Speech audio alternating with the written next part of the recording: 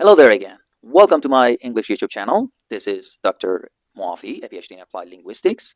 And today's lesson is about non-finite verb forms, as you can see, okay? Or verb phrases, or non-finite forms, to be just short, actually.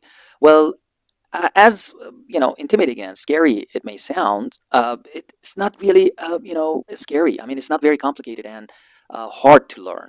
Very easy. Let me put it this way. Actually, words such as infinitives, participles, and gerunds are a kind of forms or words that are very similar to verbs, but they're not verbs. They don't function as verbs. All right.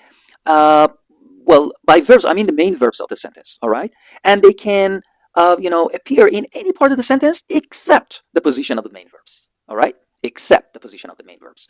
Well, unlike the finite verbs, the main verbs that you see right after the subject in English or in English sentences and structures, unlike the finite verbs, they don't really show number, person, or tense. By number, I mean whether they are countable or uncountable, singular, plural. Person like first person, singular, or plural, second person or third person, so it changes something in the verb actually because of the subject, for example. Or even they don't go through the conjugation of the tenses, right? Like, for example, whether we are dealing with a present tense or past or future tense, they don't show these things. They are constant, all right, actually, in the sentences, and they don't change at all. All right, they come in the form of actually infinitives, participles, and gerunds. And what is their function? What is their syntactic role? They sometimes function as nouns, sometimes adjectives, sometimes adverbs, depending on the context.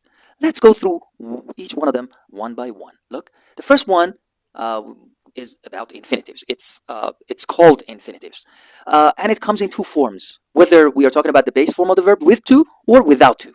Okay. Well, I gave you a few examples here, each actually for one syntactic role that it has or serves in the sentence. Like, for example, whether we look at it as an object, actually it's a noun. Like, I want to travel. I want it. Like, I want to travel. To travel is the infinitive with to, functioning as an object in this sentence. Noun, again, as a subject. Like, to err. I put it in place of the subject, as you can see. Like, to err is human. All right.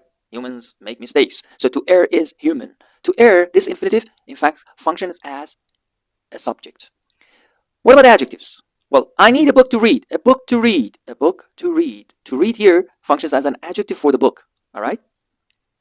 Or as an adverb or adverbial of purpose. Like, she paused to listen. To listen, in fact, comes as a result or as the purpose of this pausing or stopping somewhere. All right?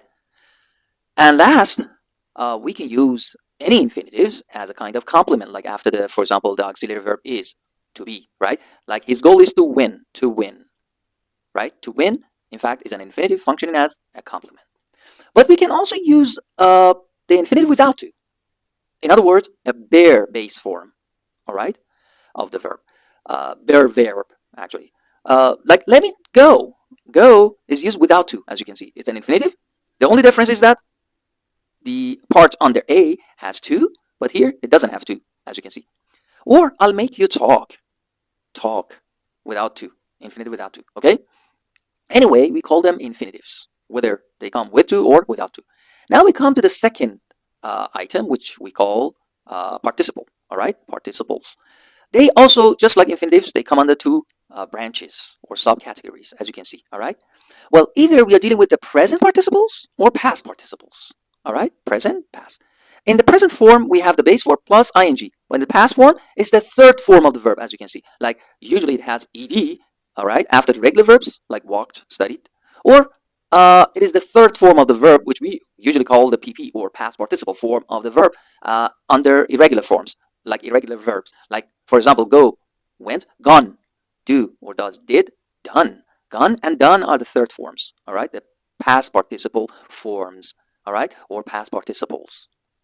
Well, they function as adjectives, to just simplify the story. A moving train, moving, move plus ing, all right, present participle. Or warming gloves, all right, warming gloves, as you can see, all right. Well, these two verb plus ing forms are called present participles. How about this one? As you can see here, a broken toy, a toy which has been broken already. or written instructions which have been written. All right. So broken and written are the third form of the verb, actually, but they are not the verbs here. They don't function as the verbs. They function as adjectives, just to be clear. And the last form is gerunds. Base form plus ing, very simple. And they usually are nouns. They are nouns, whether they come in place of the subject or object. Actually, I kill two birds with one stone. I gave an example, which is a proverb in English, and that is to say, seeing is believing. Well, you might have heard like to see is to believe. This is also another alternative, but this one is like seeing. I use the gerund form. Seeing is noun here. Believing is also noun here. One of them, I mean, seeing is used in place of the subject and believing in place of the object. They are nouns. Gerunds are nouns. Wherever the nouns go or appear in a sentence or structure, right, or the pronouns, gerunds appear there too. Thank you very much for watching again. Please don't forget to hit the notification bell and subscribe.